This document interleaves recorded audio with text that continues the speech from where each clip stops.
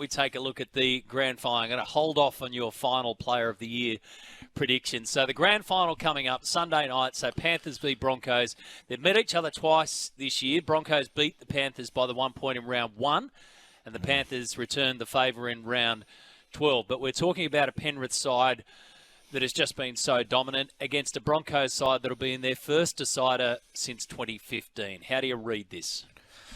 Matty, my son Jack said to me yesterday, who's going to win?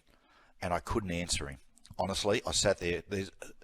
I don't know how the bookmakers have, got Penrith as favourites. For me, honestly, it is a flip of the coin. I will go for Penrith on grand final experience. I think Penrith are playing the best football that they've played during their era of dominance of late. Cleary's been excellent. But the Broncos, mate, they're getting better and better all the time. There's no doubt about it. They continue to improve. The clash through the middle, Matty, I've seen some great clashes over the years. Chief versus Spud, Lazo versus Blocker, so on and so forth. But James Fisher-Harris, Moses Leota versus Pat Carrigan and Payne Haas, in my opinion, will be the best middle battle that we've ever seen. It's going to be that. It'll be ferocious. Then you got Dylan Edwards, who'll just drill through the middle. Reece Walsh, who'll play on the edges. But I'll go for Penrith in a really tight one. They've just got so much experience in these sort of games, and I think they'll get the job done. What about the battle of the halves, and in particular the battle of the sevens? Yeah, look, Nathan. I'll tell you something about Nathan right now. Nathan I think he's just getting an understanding of, and I've got to be careful here, don't say, how great he is, how great a player he is. He's getting a full understanding of it, as opposed to where you see Reece Walsh has got natural swagger, right? And he wears it on the outside. I'm watching Nathan. Nathan has got his own style of swagger inside him. I'm just watching him this year. I've listened to him at press conferences. He is acutely aware of how good he is. And his last 2 performances have been imperial. He's been so good. Adam Reynolds, wow. If you talk about the greatest signings in Broncos history, you talk about Glenn Lazarus and I suppose Trevor Gilmeister, who Wayne got there to give some steel in the pack.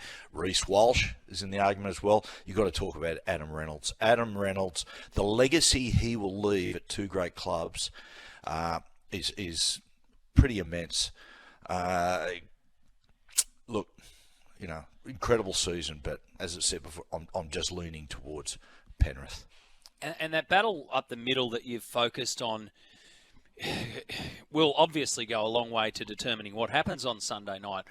If you're Brisbane in particular, and you're looking for something to try and knock Penrith off their kilter a little bit, just upset the spirit level, what do? Because when you look at Brisbane, they do that anyway. They play so fast. They push the edges. They go from side to side. They can play east-west. They can kick over. They can do all that. What else have they got, you reckon, or do they need anything to try and whack them off a little bit? Matty, interesting choice of words there, Matty. But, yes, thanks for that. Mate, Matty, look, I'll come back to my point I said before about the Melbourne Storm. I know. It doesn't matter who your spine is. If you're not winning the yardage battle, if your forwards aren't getting ascendancy and giving space and time, it doesn't matter who's wearing your 7 and 6. If the Broncos are going to win this, if they're going to disrupt Penrith, you've got to disrupt Nathan. Okay, how do you get to Nathan? By stopping James Fisher-Harris and Leota. They've got to do the job in the middle. And Penrith the Broncos have got they've got a pack that is capable of doing that. But they've got to consistently stop the Penrith players getting forward. And that's not just Fisher-Harris and Leota. It's Dylan Edwards jumping in around the rucks all the time. That's what you've got to stop. If you can stop that, if you can do a job on those guys in the middle, then you put yourself in with a big chance. In the biggest of big games, there's quite often somebody, Matty, who will pop up that we're not having a good look at, who's not the obvious favourite for a Clive Churchill medal or a first try scorer. When you look across these two teams, is there a Smokey in there who we're going to get to Monday morning and go, Jesus, why didn't we think about that bloke? Yeah, a Smokey. For Brisbane, like an Ezra Mann. Well, he's another one for you. And geez, I tell you what, I'd love to see him get the Clive Churchill. But Billy Walters. Like, Billy Walters has been so unheralded this year. Mate, he just cleans up everything in the middle of the field for the Broncos. 2 tries, best game of his career the other night. Ezra Mann, as I mentioned before, he's very capable. The bloke that I really like, and I've said this a few times, is Isaac Tunga. I just think this kid's got something really special about him. He would have been, in my opinion, he'd have been dirty on himself with his performance the other night. It's his first game back from injury. He'd be far better second up, and I think he'll have a big game. He's in the centres. I understand that, and centres are a lot, it's a lot more difficult at Clive Churchill Medal in the centres as opposed to playing in the middle of the field. But he's about $31, Isaac Tungo, and just have a couple of bucks on him. Have a little look-see there. And just quickly, a final one then on the coach's boxes. We saw a smile from Kevy Walters the other night. He let himself enjoy it for a nanosecond, which the cameras captured, which was awesome. But this is Kevy and his experience and knowledge and know-how and desire to win versus Ivan, who's been there as well and done it before and has just overseen the empire. Well, Ivan's done it before as a coach. He knows what it takes, of course. But mate, Kevy, let's talk about Kevy Walters. His experience in big games and in grand finals as a player. Wins the competition with the Raiders in '89, comes off the bench. Wins with the Broncos in '92 and '93. Wins with the Broncos in '97. Wins with the Broncos in '98, and wins with the Broncos in 2000 without Alfie Langer alongside him. So Kevy knows a lot about winning these big games as well. Welcome back to the Captain's Run with Cameron Smith. We are here for Chemist Warehouse. Head into Chemist Warehouse for great savings every day. Let's get into it. Panthers versus the Broncos. Sunday, 7:30 p.m. at Accor Stadium. Panthers team news, no changes to the team that beat the Storm last week. Broncos team news, no changes to the team that beat the Warriors last week. Herbie Farnworth went down. That might be an exaggeration. Herbie Farnworth didn't finish training yesterday with a hamstring injury, but has been named. Key stats. Panthers have won their past 8 finals matches. Broncos have won 6 of their 7 grand finals they've played in since 1988. Broncos have not won a finals game in Sydney, though, since 2008. Actually, I was part of that game. I think it was against the Roosters. We beat the Roosters down there. It was one of the most violent starts to a game I've ever seen. Katoni Staggs and Crichton will be playing their 100th NRL game. Panthers have 13 players with grand final experience compared to the Broncos with just 2. Smithy, how do you see this game playing out? Oh, look, it's fantastic. I think everyone's sort of just counting down the days, really, for this one to kick off. I reckon, this game was probably a prediction of many for the last, 6-8 weeks, Kempy, of the competition, thinking this is where we're heading is for a Panthers-Broncos final. And we said it earlier in the show, mate, it's fitting that the two best sides of the competition meet each other in the big one to decide who takes out the premiership this year. 2 very different footy sides, though. If you look at just the way they attack their game, their mindset within the matches, I'll talk about the Broncos first. So their style of footy of late, or especially through this final series, which I don't think is going to change at all for this game, has been power game, right? They want to get stuck into the opposition both with the ball and without it, and they just want to try and beat you up early, tenderize you a little bit, and then just keep piling on points. Whereas Penrith, they're happy to get out there and just get into their game, get into a rhythm, and just work through that game plan until the 80th minute. Now, if something is to go wrong early for them, I don't think they won't go away from their game plan. They don't have a panic button that they hit and then it's every man for himself. They stay within their game plan. But I think that's where the opportunity lies for the Broncos. If they're able to start really well, jump out of the blocks fast, obviously, running the ball with plenty of intent, plenty of aggression, and getting stuck into Fisher Harris and Moses Leota, then there's an opportunity for them. There is a real opportunity for them just to try and put some early points on the board, create some sort of doubt in the mind of the Penrith Panthers. But like I said before, they won't panic. If that happens, they won't panic. But it's Brisbane's best opportunity to try and get that early lead and then maintain it. The one thing that is sitting in the favour of the Broncos is that, you know, they've got a lot of youth. They're very energetic. As I said, they've got a lot of power with their running game. If you're watching them playing over the last couple of games, they have out-muscled their opposition like so well. Like last week, how many offloads did they have? 22, 15? 24. 24 offloads. Yeah, you know what I Broncos. mean? Like they look so hard to tackle. Flegler, Haas, Carrigan.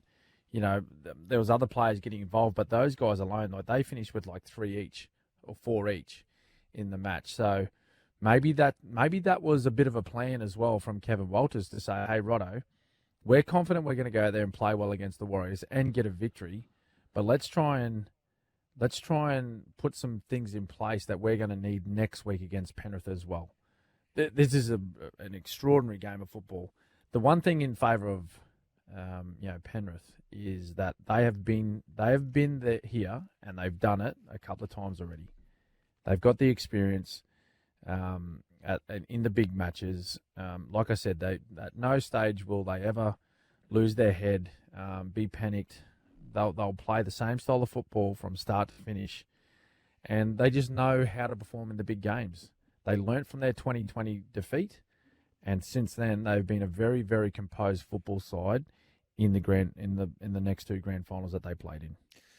Yeah, I agree with you. It's going to be, if both teams play as well as we know they can, even a 9 out of 10, I personally believe it'll be one of the higher standards grand finals we've seen in a while, because I think that both teams at their peak, they really, okay, for example, last year against the Eels, although the Eels had beaten the Panthers, I think there was a kind of consensus that if Panthers played their best, they were going to be not impossible to beat, but, you know, very, very tough to beat.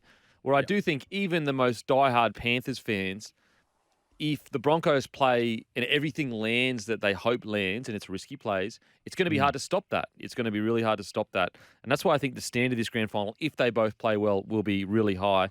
From the Panthers' perspective, it really is about understanding that first 20 minutes, and they would know this, is going to be carnage.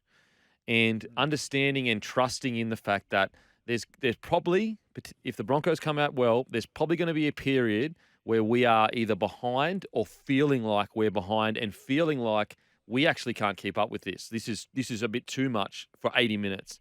There might be that when you're on the field. And I think the Panthers, what they do so well is even if that feeling is happening on the field, for example, against us Melbourne Storm last week, watching that game, the Storm were on top and they had so many opportunities. And the Panthers showed why they're so great because they didn't panic for a second. They didn't go, oh my God, is this going to be a boil over? Everyone said we're going to be in a grand final. They were so patient. They just go, look, we know that in the 70th minute, it's all just going to pile on and we'll score points. And that's such a powerful thing because the Broncos know that Panthers know that. So the Broncos are sitting there going, oh my God, if we don't get these points early, we're Gonskis here kind of thing. So it's such a kind of a mindset battle. From a Broncos perspective, I do think that the Broncos forward pack at their best is a more explosive, faster forward pack than the Panthers forward pack. But where the Panthers lose out in that little battle is the fact that the Panthers forward pack have experience. So you can be the best athlete in the world, you can be the best footy player in the world, but sometimes experience is more valuable than all of that. And that's a real key part of the battle between the packs. What do you reckon, Smithy?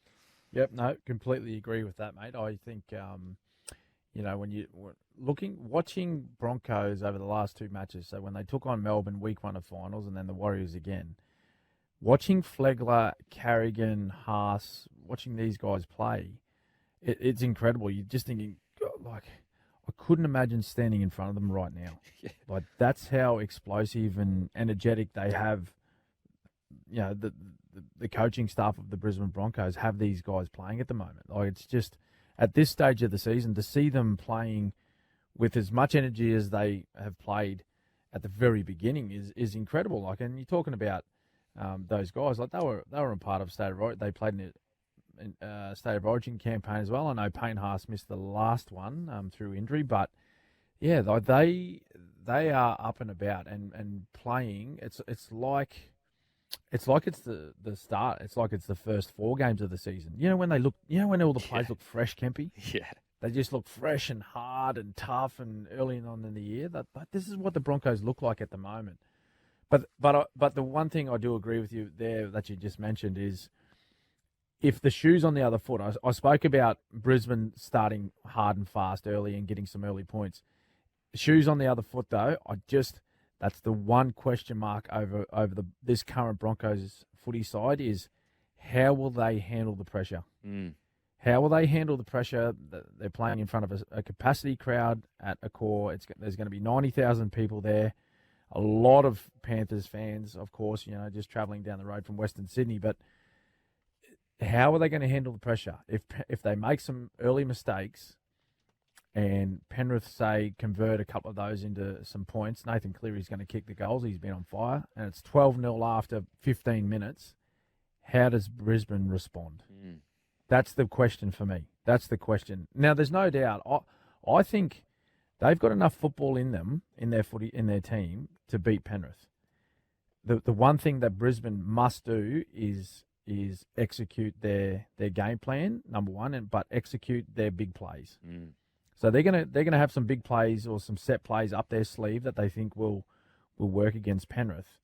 I think they pulled a couple out last week, which I think will actually work well against Penrith, but it's whether they execute them well enough and consistently enough to make Penrith make poor decisions defensively. Now you look at someone like Reece Walsh. Now he is the one player in this team that there's no other player like him. Okay, so you match up their forward pack, you match up their back line, tit for tat in a lot of their areas, but Penrith don't have a Reece Walsh.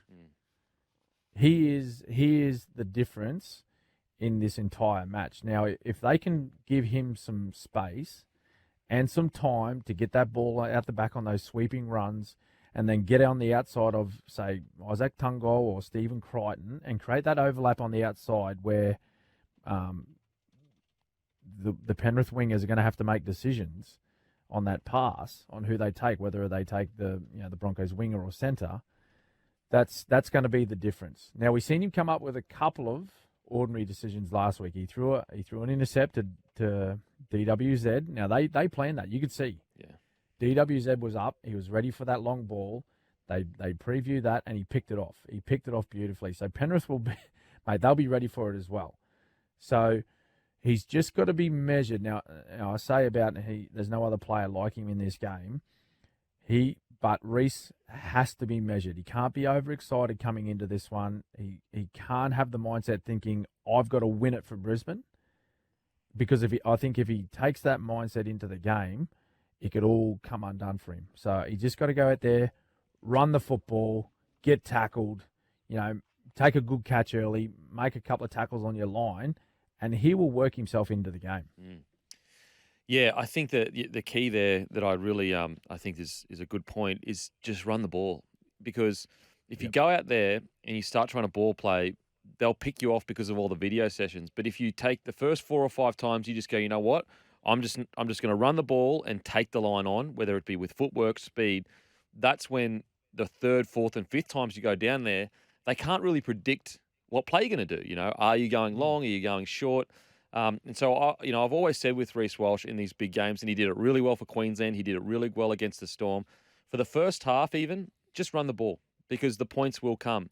Yep. I think that the only concern for the Broncos is if they think going into this game that they're just going to brute force their way back into the game after a poor start, it's just not going to happen. And I think that there's been many games this season where they've relied so heavily on brute force to get themselves back into games. It's the one thing Penrith just don't allow. Whereas obviously the Warriors came out, and you could argue the Warriors had the better of it for the first 20 minutes.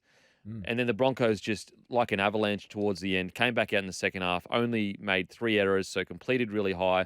Whereas Panthers, they're just not going to give you that opportunity to get back in the game. You've got to be in there from minute 1 to minute 80. Yep. Mate, I think there's no doubt that they have have a better performance. I'm talking about Broncos. They have to have a better performance this Sunday than what they did against Warriors. I think if they turn up and play like they did against Warriors, I think they get beaten by maybe 2-3 tries. Agreed. I'm thinking this is going to be whoever wins it. It's going to be a very tight contest, like we've seen in the 2 previous games this year between these sides. It's been a very tight contest. I think it may be just one try between them.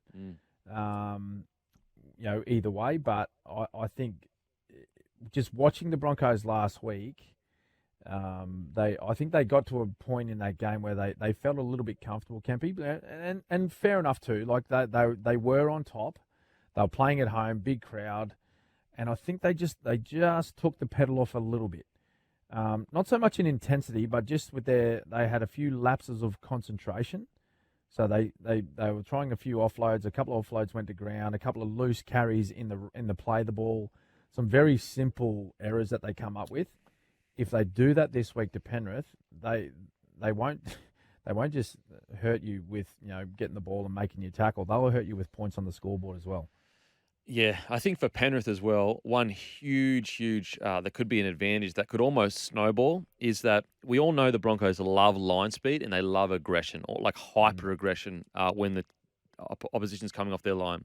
Yep. The one thing that is really in Panthers' favour, it's the kryptonite to line speed is either a big bloke with footwork or a small, strong bloke with footwork, because they get in between players, they get a quick play of the ball, and now all those players that got line speed, they're past the ball. And that retreat, it almost snowballs so much so that you get to the 20th minute and that line speed is not just a little bit slower, it is honestly night and day. And my concern for the Broncos and how it's a key part of their game, and a bonus for the Panthers is Taruva, To'o, and Edwards are the kings of swinging momentum with coming out of their own end with footwork and strong carries. Yep. Well, they dominate that area, don't they? Out of any back three in the competition, like they finish with enormous numbers, and so they act like extra front rowers for your footy side. So really, what that does is that sort of cycle that it works in. So opposition teams kick down. Those back three go to work. Dylan Edwards usually takes another hit up in the set, so he's usually carrying twice in the one set. And they're carrying for 10, 12, 15 metres each time they do take a hit up. It takes the pressure off your middlemen, your big fellas, to get back behind the ball and then carry the ball away from your own end, which means they don't have to go back as far. They conserve their energy that way. Then they get to play, when they're playing some actual, they get involved in when they're in some better field position. The line speed isn't as great coming at them, and there's some more space to run into.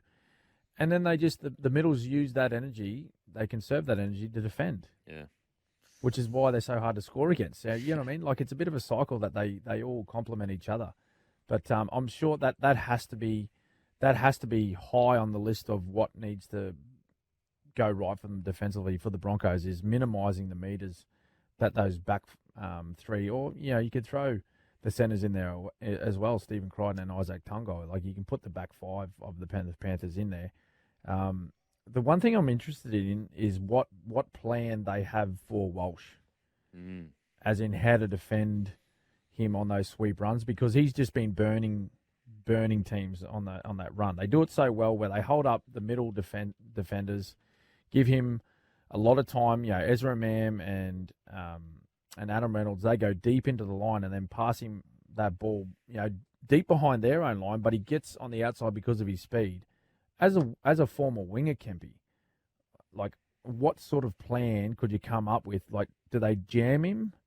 Do they back away and then get their numbers out to the sideline so he can't run around them? How do they minimise the impact he has? Oh, mate, it is like, it would be so tough. So many teams try to. I think that the first port of call is the play the ball speed, obviously, guaranteed. Everyone knows that. Yep. The second point of call is making sure Reynolds doesn't have much time. So if you're the forehand defender or whoever is on Reynolds, it's clear communication, and it's like making sure your outside men know for sure, I have him no matter what. And the positive for the Panthers is Reno is not a big ball runner. So you're not going to usually get gassed on the outside. So a real clear communication and getting at him aggressively.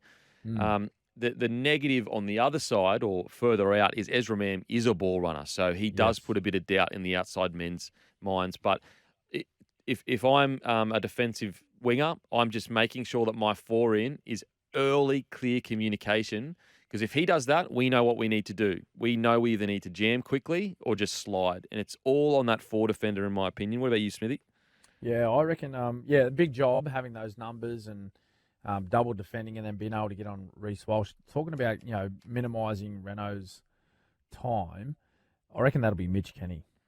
Yes. I reckon that he'll be given that role because he's defending, as a 9. Usually you put your number 9s as a 5-man, right? So he's right in the middle of your defensive line. So when your halves, when they get the ball and they want to go deep into the line, where they usually end up is at that middle man, that what they call the 5-man. So usually that's your dummy half. I reckon Mitch Kenny will be given the role to, create some really good line speed and get up in the face of Adam Reynolds to make him pass early.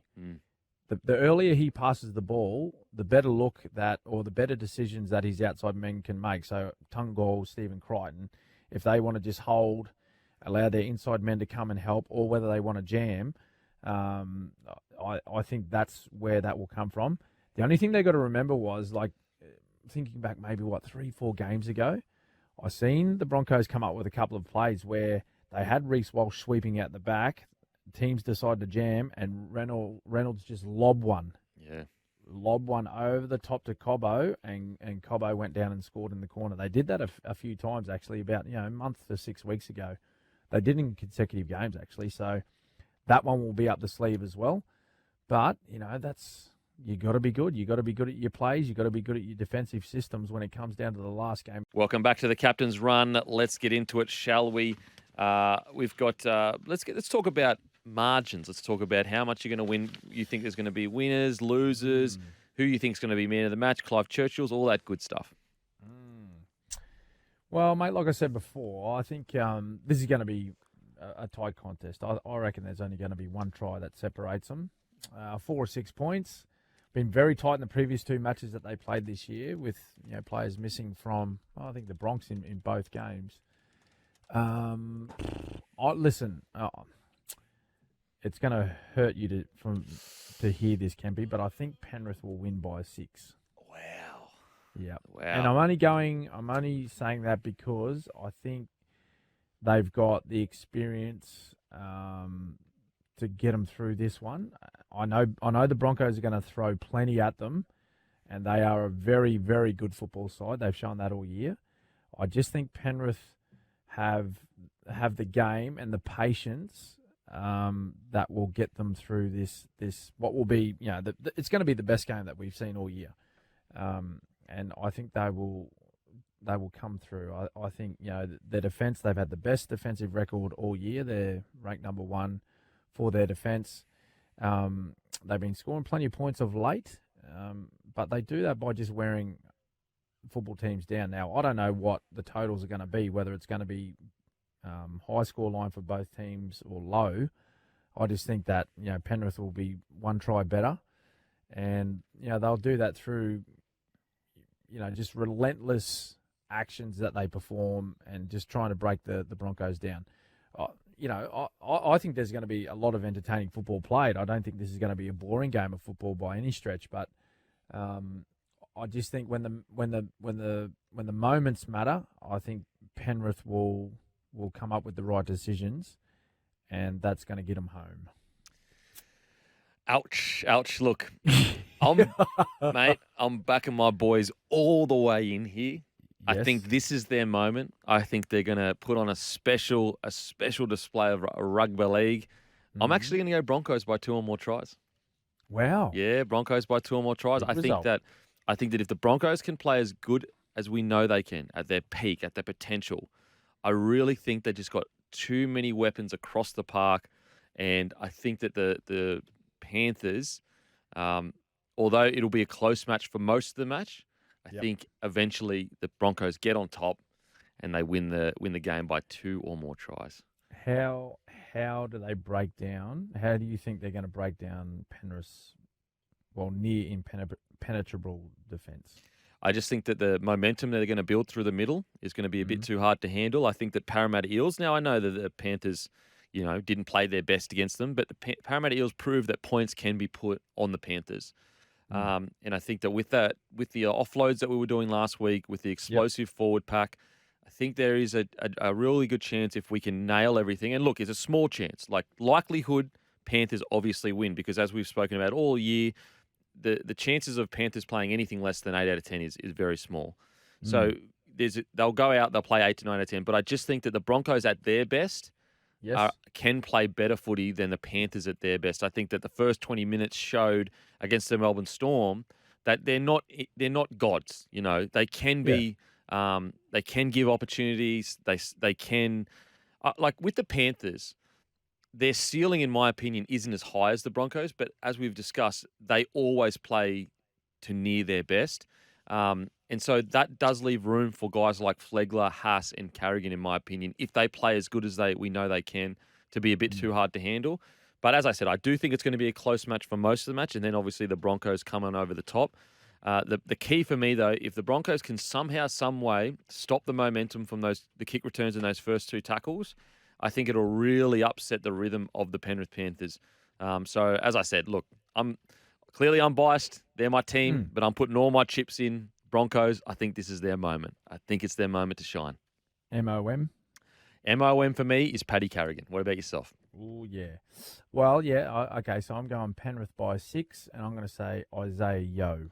Ooh, it's a battle of the locks. Yeah, I think, there was a lot spoken about the game last week, and particularly Nathan Cleary's performance, but I thought Isaiah Yeo was the best player on the field. I thought, a lot of that time and space he created for Nathan Cleary was through his work that he did. He got through a mountain of work, plenty of carries, mixed up his game with running the ball and passing the ball, plenty of work defensively. I think he's just he is a rock. He's like the glue for that footy side, both defensively and with the ball. And he provides a lot of positive things for both Luai and Nathan Cleary. I think I think Yowie for man of the match. Now, first try scorer. Oh, first try scorer. First try scorer. I'm going to go Jordan Ricky. Ooh, big call. Big call. The big fella on the edge here. So you reckon Broncos off to a fast start? Yep, fast start. I think they go power game, and I reckon it'll be a short ball. Jordan Ricky over the top of Luai. Ooh, okay. I'm going to go an easier one. Selwyn Cobbo. He does have a tendency to score in big matches. Yes. He had a bit of a mixed bag last week, so he'll be zoned in, ready to go. So I'm going to go Selwyn Cobbo for first try scorer. Now we're going to head to a break. After the break, we're going to talk about the Australian Kangaroos. How do you see it on Sunday? Who's going to win? What's going to happen? I see it so evenly matched. Yeah. I just think that, the forwards sort of counteract each other. I think the halves, the spine, the outside backs. 2 unsung heroes is Billy Walters and Mitch Kenny. Yes. So 2 unsung guys that are playing in that footy team, I think will have an enormous bearing on the outcome of the game. They're the guys that touch the ball the most, make probably the most decisions. In that case, I think it's going to be a field goal. I think it's going to go down to the wire. Could even go into extra time, 1 point. And, I just feel that it's sort of meant for Adam Reynolds, isn't it? Wow. I just feel that there's something in the air, He's had such a great career, but all of a sudden he had to make a change, go to the Broncos, and wasn't wanted with the Rabbitohs, and then there's this fairy tale type ending for him to his career. I just got that feeling that this may happen this time around. Yeah, you just get the sense that every ingredient is there for an outstanding game. Absolutely, absolutely. So there's got to be fate somewhere. Luck. There's all those sort of things are going to take its toll. But sometimes the story's already been written. Like Jonathan Thurston is an example. Yes, it's written. It's written there. So. It's got a funny feeling it could happen to Adam Reynolds. No, these are the worst injury scare stories ever, though, because then they all just, unlike, I can smell a typical Queensland smoke and mirrors, a bit of a ruse. Is that R-U-S-E? R-U-S-E, ruse. Where you ruse, there you go, good pronunciation. But they downplayed and it didn't seem like it's much in it at all. So everyone's carrying niggles at this time of year. I'm carrying a couple myself. But I'll get It's through. been a long year. I'll get through. I think I'll be all right grand final day, but limping to the line. What goes first in Webby's world? Calf. The right calf. Every time. Every time. Every time. Because when I go, I'm going to go train. I still train. Unfortunately, I also eat and drink. That's the problem. Yeah. But when I train, I like to go a million miles an hour and end up hurting myself. And, yeah. So to quote the great Homer Simpson, the lesson here is don't try. The Panthers $1.64 favourites. Remember what you're really gambling with. $1.64 favourites for this one. And the Broncos $2.27. I mean, really, there's not much in it. Are you okay with those numbers, just from a pure betting point of view? Oh, absolutely. Particularly after I backed them at $7, the Broncos earlier in the year. Gamble responsibly. I think that's a fair market, to be honest. I think that's probably the difference. The only thing that worries me about Brisbane is just I know they've got a lot of Origin and Australian players in that team, but just how some of those less experienced players handle Acor, 80,000 people, big game. It's like it's a whole new game, really, and whether they can hold their nerve against a team like Penrith that doesn't make mistakes. That's going to be a really big question for the Broncos, I think. What about when the Broncos do make mistakes? And if you go back to last week and Reece Walsh throws that pass and... Which one? The forward one? We'll get to that in a sec. But Delamartini-Zelezniak's waiting for it. Bingo, off he goes. Those moments can change games, and they can suck the life out of a player's confidence and momentum. But the modern-day player, and it's not just Walsh, the modern-day player, Webby, forgets about it. One of the great hallmarks of very good athletes is to move on from your mistakes quickly. Yeah, I wouldn't say the modern day player though. I'd say some players like Walsh. The very good ones can do that. I know. I draw comparisons between the more I watch Reece Walsh, Matty, I just feel like I'm watching Billy Slater in a Broncos jumper.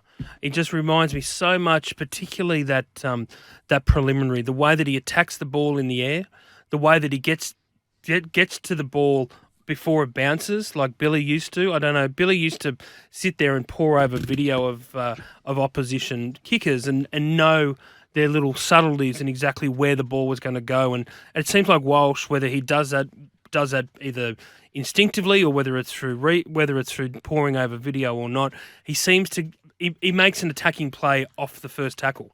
When he gets the ball, I just think that reminds me of Billy. But also when he goes wide, and particularly when he goes to the left and goes and then scoots through a gap, the way that he runs reminds me of Billy. But also Billy was exactly the same. Billy would make a mistake on the field, and sometimes terrible mistakes, but then quickly have amnesia, as Cameron Smith used to call him. We call him Dory out of Finding Nemo, because he had the memory of a goldfish, and Walsh was the same. He showed exactly that with the intercept on Saturday night. So yeah, I think some players are definitely they're different. They're certainly built different. They don't dwell on mistakes like they used to. The good ones don't. You love a good story. I mean, that's your life, telling stories. And when you look at this, let's just focus some on of them backs. are actually true. Let's just focus on the backs. You just touched on the flair and the flash of Reece Walsh. And on the other side, you've got the workman-like tradesmanship of Dylan Edwards, who should be in tradies' boots out there and won the Clive Churchill medal last year and would be right up there in favouritism to win it again.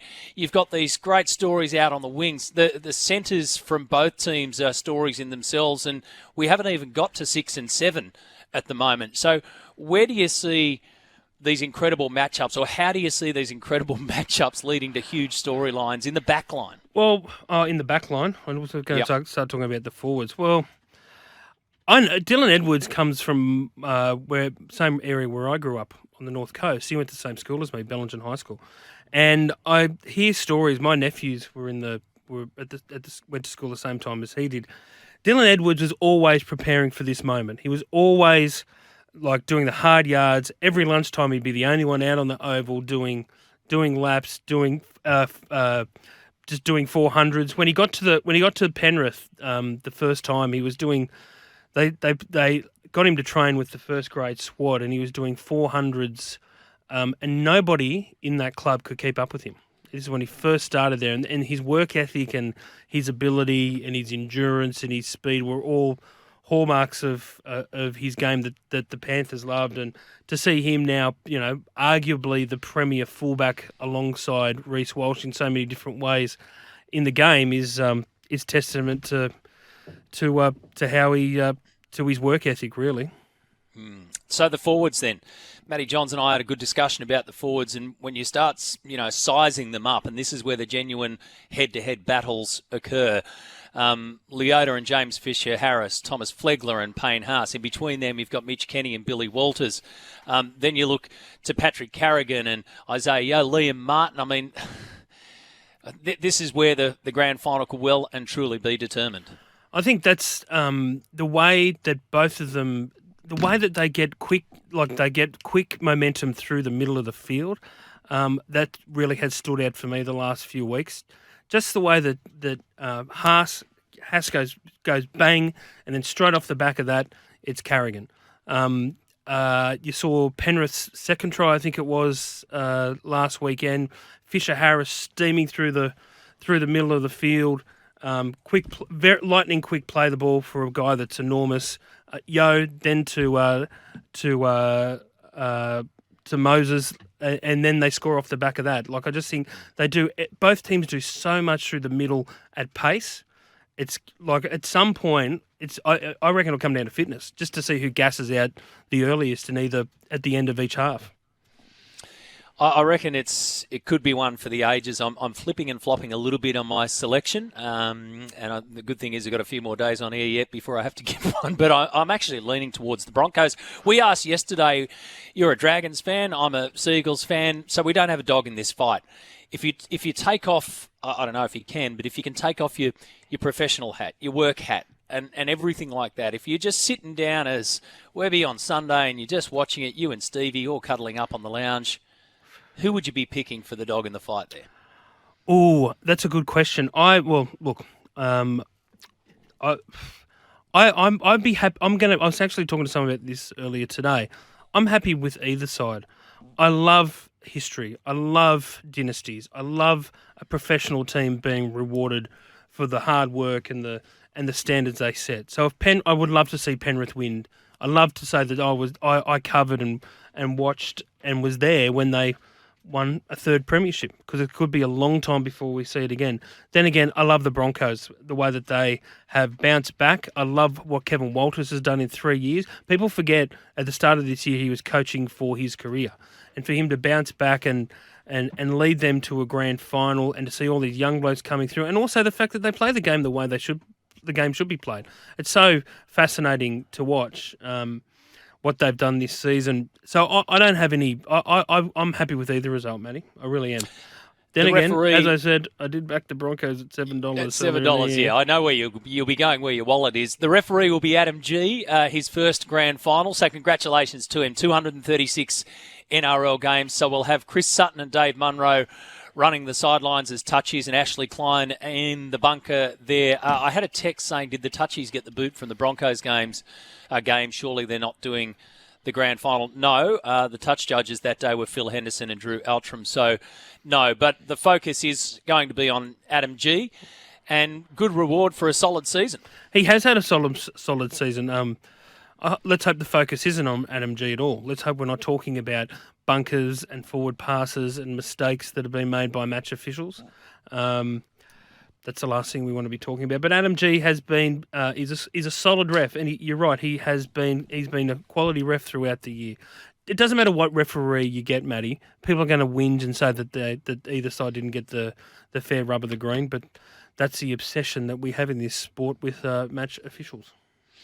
Yeah, I'm with you on that one. I would love nothing more than to get here on Monday morning and sit down and not be talking about a big decision that's gone either way.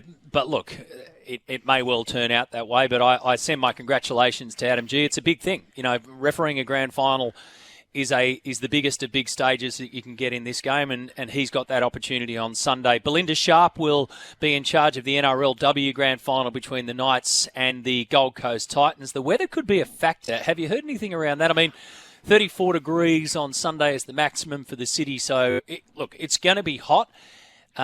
It may play into the women's game more than the men's for a 7:30 start, but they've got a little bit of flexibility in between what is quite a regimented day. It is, but obviously they have the warm weather protocols where if it reaches a certain temperature that they'll get extra breaks, more alcohol, more water. Geez, you do have your day planned. God, no, I don't. That's because I haven't had a beer for so long. It's on the brain. What a professional.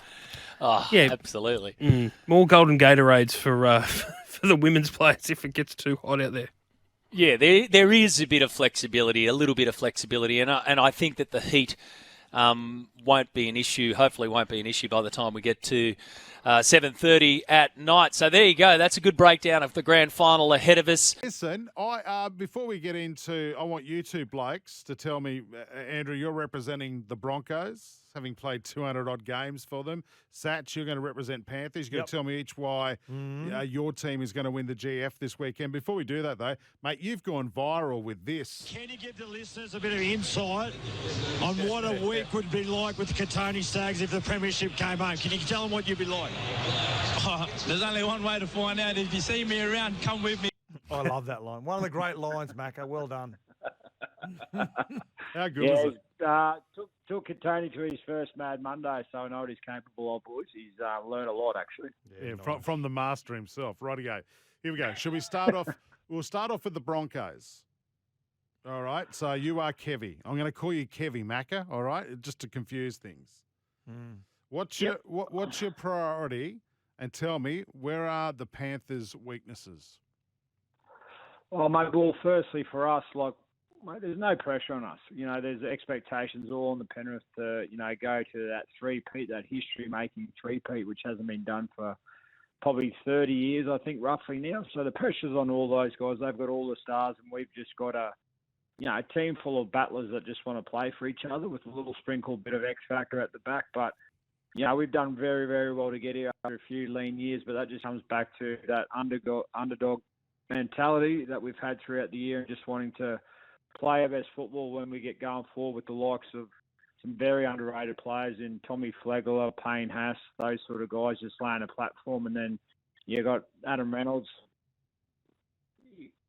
Who's playing his best football at a ripe old age of 33. So we've got the right mix at the moment. We just need to get the job done. Penrith are going to be feeling the pressure, every bit of it, to try and get the job done against a very, very fast outfit in the Broncos.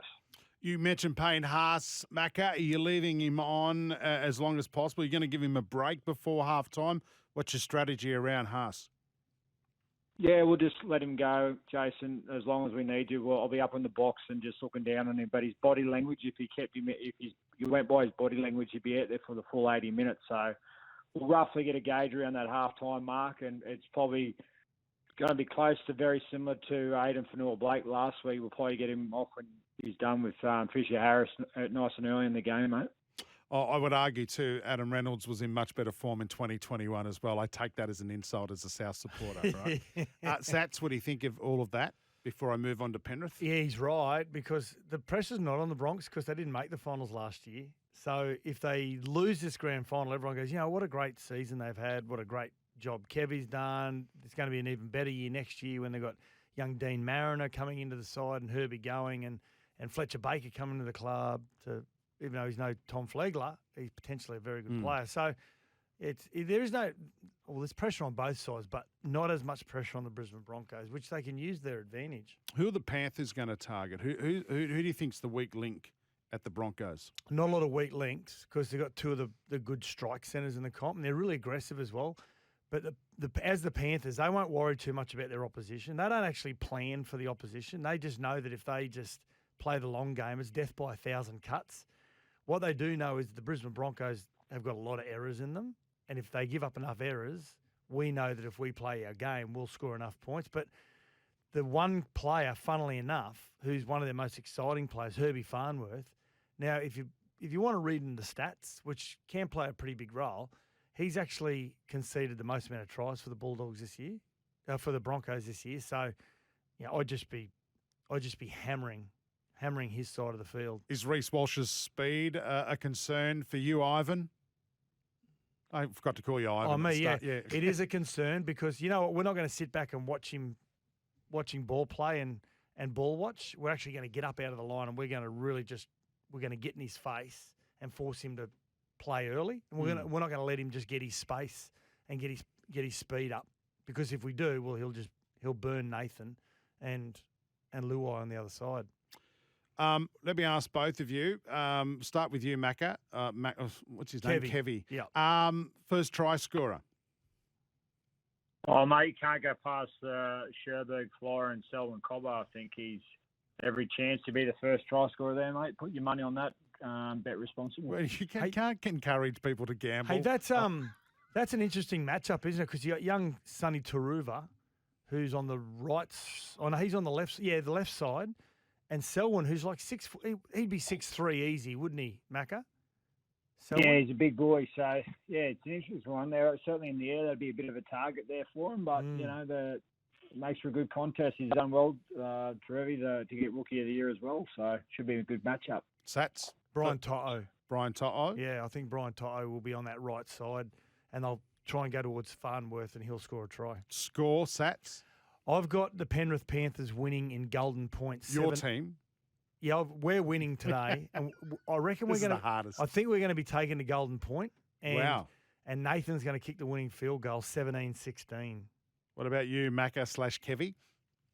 Oh, mate, we'll go to the last 4 minutes, but I just think our young guys at the back end of this second half will get the point 16-12 for margin.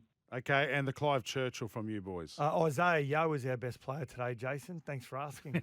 What about you, Kevy? Who is your best player? Mate, all the 17 could dead set get the Clive Churchill, but if I had to pick one, it would probably be my son, Billy. Right, mate, the way you spoke then, Kevy, you're ready to coach the New South Wales Blues now. I reckon you could go ahead and do that. What about that, Macca? What about Freddie? What about Freddie Fittler standing down?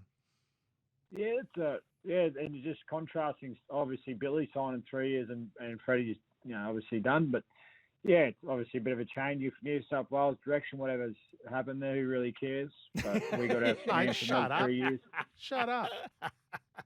Billy, Brad's a good fella, but who cares about New South Wales? What about Billy signing for 3 All right, years? am I talking to Macca or Kevy? Who am I abusing now? Hey, listen, I want I want to give you something, boys. Yep. The evil twin, Aria, got onto AI today, and she said, "Who's going to win?" AI's artificial intelligence. Okay, gotcha. Yep. Right. Yeah. And she's got who's going to win the grand final. It says Penrith 26-16. Oh wow. Brian To'o, first try scorer. There you go. So remember, gamble If that responsibly. comes up, that'll be like if that comes up, that'll be like some Simpsons type stuff that's always predicted the future. The Simpsons, like so that'll be Trump. pretty scary. Yeah. How good's that? All right, Macca. Hey, listen, and by the way, it would be remiss of us not to mention that your career will be celebrated on Sunday as one of the retired players. You'll be doing a lap of the oval while Tina Turner, the music. How many times can someone retire? I mean, I know. Seriously. From which job, boys? Well, I could go around in a couple of years and I retire from the other one. But yes, walking around the field, Jason, I will be pelted with probably drinks if they did have them. So anyway, that's the way it is. Don't they put you in a Toyota Ute or something nowadays, Macca? I think they do. No, they walk you out on a stage, don't they? Yeah.